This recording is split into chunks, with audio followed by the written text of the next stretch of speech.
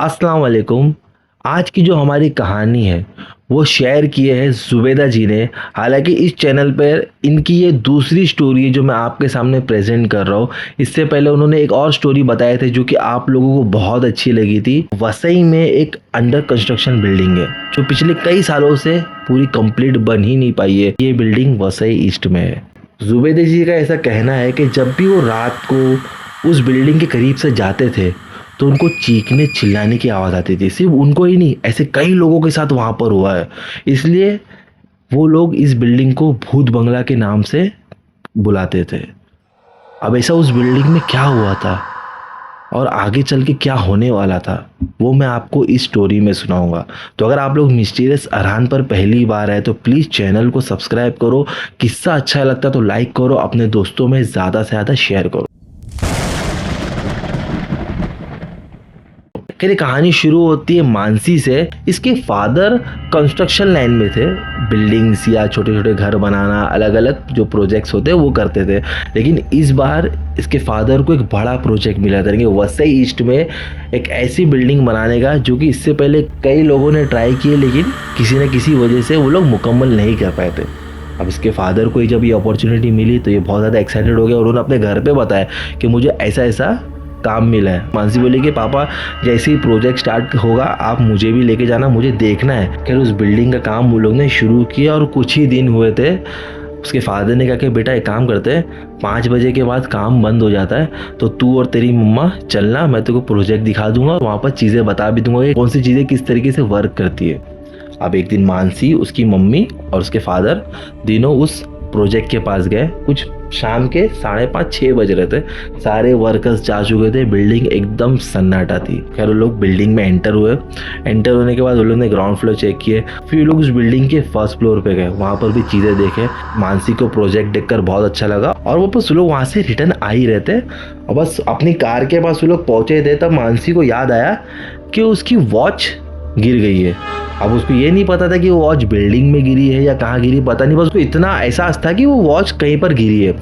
तो बस वो लोग कार में बैठने ही वाले थे, मानसी तुरंत बिल्डिंग की तरफ भागी और उसको देख के उसके मम्मी पापा चिल्लाए भी, मानसी किधर जा रही हो, मानसी रुको, मानसी मम्मी मैं आती हूँ 2 मिनट में। वो भागते भागते गई ग्राउंड फ्लोर से सीधा वो फर्स्ट फ्लोर पे चढ़ी, अपनी वॉच ढूंढ रही थी। यहाँ वहाँ काफ़ी अंधेरा हो चुका था ऑलरेडी, तो अपने मोबाइल की लाइट से यहाँ वहाँ देखने की कोशिश कर रही है लेकिन उसको वॉच मिली नहीं। तब वो एक कमरा वहाँ पर बना हुआ था जिसमें पूरा अंधेरा था। उसके फादर उसको उस कमरे में लेके गए थे जब वो लोग थोड़ी देर पहले आए थे तो सोची कि उस कमरे में होगा, तो उस कमरे में गई। कमरे में भी वो टॉर्च लगा के यहाँ वहाँ देख रही थी बट उसको उसकी वॉच कहीं से भी नहीं मिली। तब सडनली उसको ऐसा लगा कि किसी ने उसको पीछे टैप किया है। वो जैसी पलटी, पीछे कोई नहीं था लेकिन उस टाइम पे उसके पूरे शरीर में रोंगटे खड़े हो गए। वो इस चीज़ को प्रोसेस ही कर रही थी कि किसने मुझे टैप किया। उतने में उसकी मम्मी पापा उस कमरे पे आ गए। बोले कि तू बिना बोले यहाँ पे कैसे भाग के आई, क्या हुआ? बोले नहीं पापा मुझे ऐसा लगा कि मेरी वॉच गिर गई है। तो उसके पापा ने भी मोबाइल से यहाँ वहाँ देखे तो उनको घड़ी नहीं मिली। तब उसकी मम्मा ने कहा कि हो सकता है कि तू वॉच पहन कर ही नहीं आई होगी। बोली हाँ शायद मम्मा मैंने वॉच नहीं पहन के आई होगी। तो ये लोग कार में बैठे और अपने घर पे चले गए। अब यहाँ पर बताना भूल गया कि मानसी के अलावा उसकी बड़ी बहन भी है। अब ये लोग चारों बैठ के डिनर किए और सो गए। अब सुबह उठ के क्या देखते हैं, एकदम तेज बुखार है। तो उसके मम्मी पापा को लगा कि हो सकता है कि कोई वायरल चल रहा हो, तो डॉक्टर को बुलाए और उसको मेडिसिन दिए और ये लोग ने इस सारी चीज़ को इग्नोर किए। अब 2-3 दिन तक मानसी का बुखार उतरने का नाम नहीं ले रहा है। लेकिन इस बीच में मानसी की जो बड़ी सिस्टर है वो क्या नोटिस कर रही है, कभी रात को ना चौंक रही है, नींद में चौंक रही है। आज से पहले कभी भी उसके साथ ये नहीं हुआ था। तो उसकी सिस्टर को थोड़ा अजीब लगा और उसने अपनी मम्मा को बताई भी कि मम्मा लास्ट 2 रातों से मैं देख रही हूँ कि ये बहुत चौंक चौंक के ना उठ जा रही है और जब मैं उसको पूछती हूँ तो ये कुछ बताते ही नहीं, प्लस ये बहुत पसीना पसीना हो ही रहती है। तो उसकी मम्मा बोले कि हो सकता है कि फीवर में ऐसा होता होगा। कह रहा 2-3 रात गुजरी थी।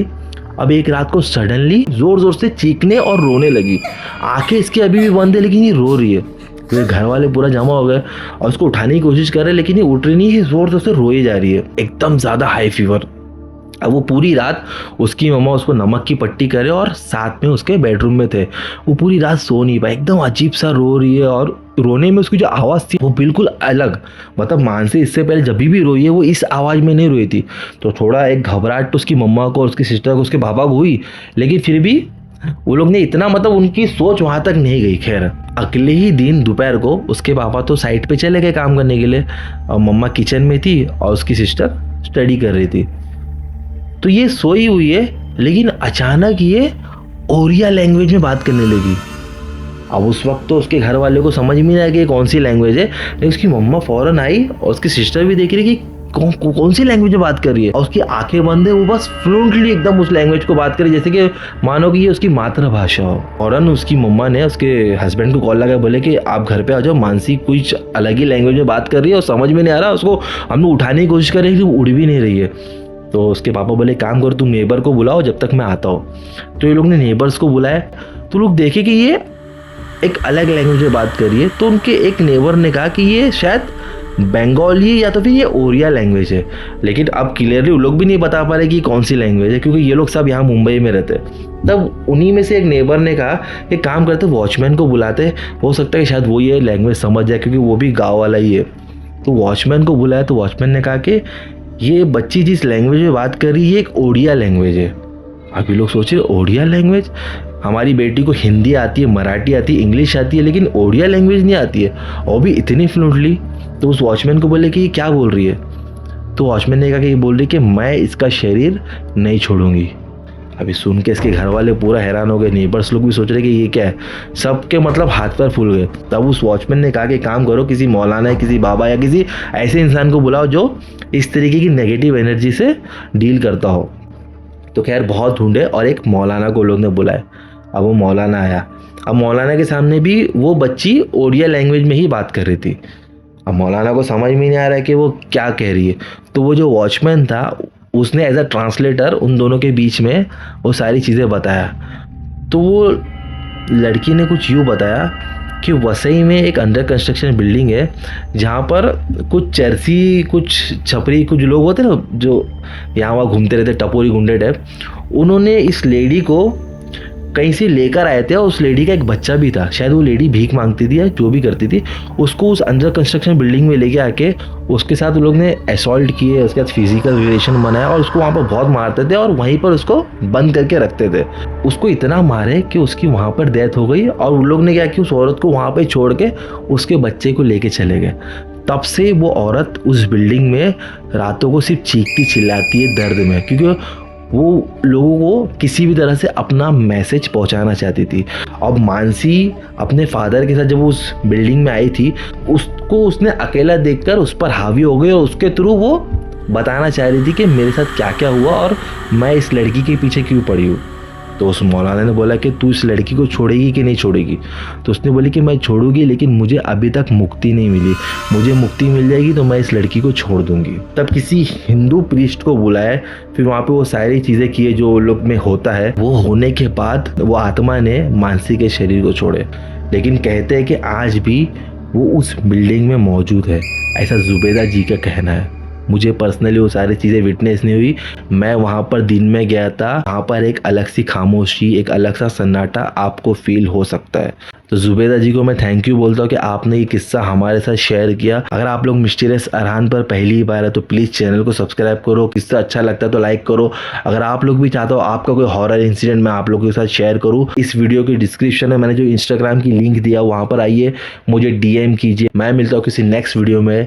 Till then bye.